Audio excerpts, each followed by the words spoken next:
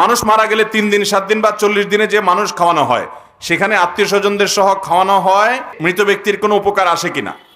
মুহাম্মদ সাল্লাল্লাহু আলাইহি সাল্লাম মৃত্যুবরণ করার পর, দুনিয়া থেকে তার ওয়াফাত হওয়ার পর, বা খোলাফায়ে রাশেদার 4 খলিফা তাদের ওয়াফাতের পর, সিনিয়র অনেক সাহাবীর দুনিয়া থেকে যাওয়ার পর, মৃত্যুর পর, তারা এরকম মানুষজন ডেকে জিয়াফত খাওয়ানো, মেজবানি খাওয়ানোর এরকম কোন ঘটনা কোন হাদিসে পাওয়া, যদি এটি সুন্নাহ হতো, এটি যদি কোরআন সুন্নাহ নির্দেশ হতো, তাহলে তাদের জীবনীতে পাওয়া যেত।